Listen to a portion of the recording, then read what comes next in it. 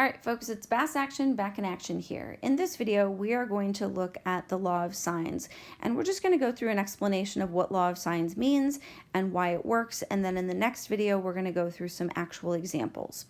So let's start off with what it is, okay? So what it is this set of three ratios set equal to each other, and this is a relationship that exists within any given triangle.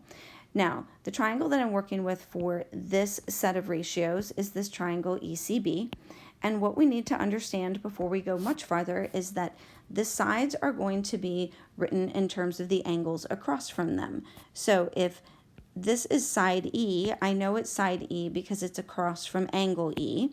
Then if I want to look, let's say, at angle B, I know that side B has to be across from it, so that would be B, and then side C would be across from angle C.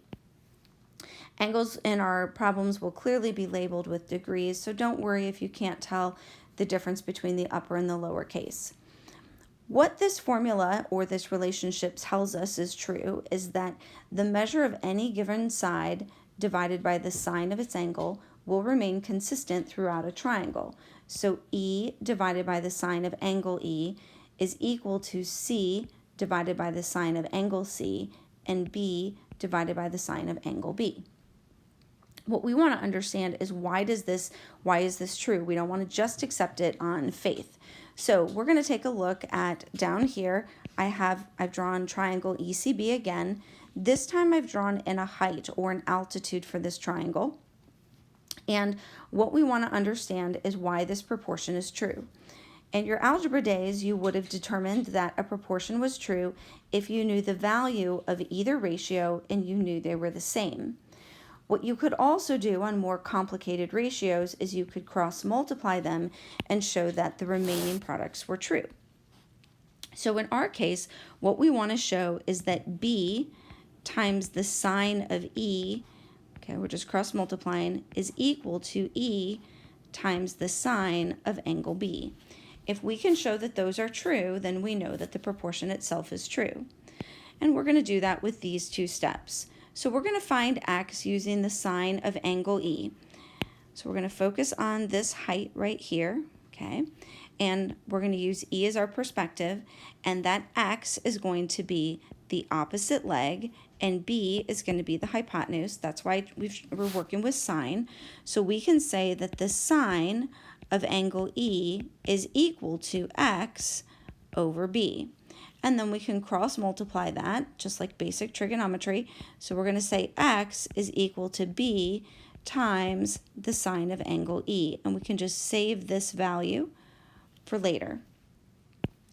Now on the next problem, what we're going to do is we're going to change our perspective in our triangle, and we're going to stand over here at B.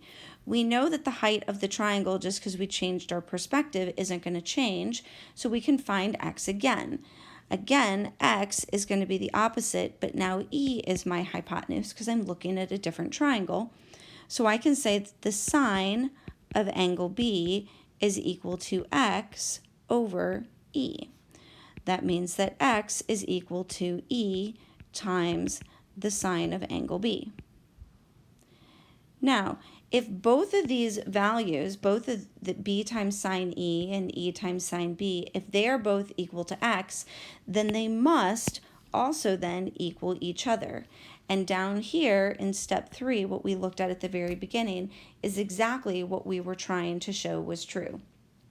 So we have thus proven that this proportion must be true. Now, we could do this 3 different ways, but I only have one more written here. So you could give this one a try on your own. You could hit pause and then come back and try it. And what you should end up with when you come back is you should have that, we can say that the sine of angle B should equal y over c. Thus, you can find that y equals c times the sine of b. Then you could change your perspective to c, and you could say that the sine of angle c would be equal to y over b. So again, y would equal b times the sine of angle c. Since these are the same, these two y's are the same, And when we cross multiply the proportion that we're trying to prove to be true, we in fact see that we're trying to show that C times the sine of B equals B times the sine of C, and that's exactly what we showed in the previous steps, so we can feel confident that is true.